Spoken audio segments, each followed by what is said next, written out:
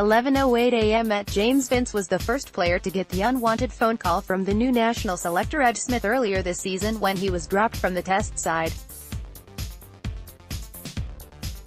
A double century on the eve of the squad announcement wasn't enough to save him after a winter which offered flashes of promise but too many flashes outside off stump. Vince remains understandably diplomatic about his omission, which came despite making 76 in the final test against New Zealand. Although he believes he was getting close to a breakthrough performance, "I think I've been treated very fairly and been given good opportunities before that," he said. "I'm averaging 24 to 25, that doesn't mean you should be selected for England. I understood it, but at the same time, 70-odd in the last test, then 200 the week before selection, I felt I was going to get that big one in test cricket and felt in a good place to do it in the first test this summer." On Saturday, the Royal London Cup final, against Kent at Lord's, offers another chance in the spotlight, albeit in a different format to the one in which he relinquished his position. "I think every game is a big opportunity," he said. "But, yes, tomorrow, not just for me but for everyone. There are some young guys making really good progress.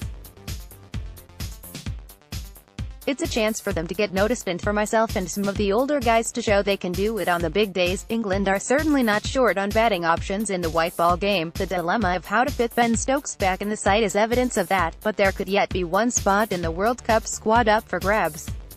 Sam Billings, Vince's opposite number in the final, has been left out of the squad to face India. Billings has had a frustrating time carrying the drinks while being unable to take the occasional chances that have come his way.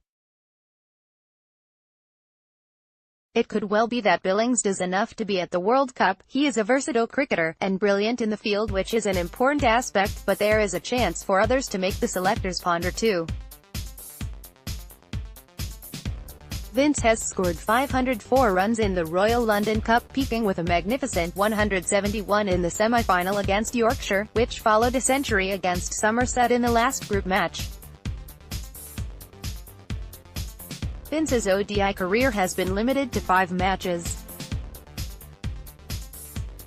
His debut came in Dublin on the occasion that Peter Moores was sacked in 2015. On a miserable day he didn't get a bat, then a year later made a half-century in his second outing against Sri Lanka. 3 more matches followed in Bangladesh when he filled the spot vacated by the absent Alex Hales, but he missed his chance to press for a permanent place with 53 runs in 3 innings and hasn't featured since. "That is a very tough side to get into at the minute, bowling and batting, but the batting especially, they're winning games," Vince said. "All you can do is get yourself as high up the ladder to be the next guy in, whether it's an injury or loss of form. At the minute there is probably no batter in the country who would expect to be in that side. So it's a waiting game for the guys playing county cricket. He is probably a long shot to make the final World Cup squad because his best position in 50-over cricket would be among the top 3, where England are already likely to have a natural reserve once Stokes fits back in, but 100 in a Lord's final, even in an era where the fixture carries less weight, would do no harm."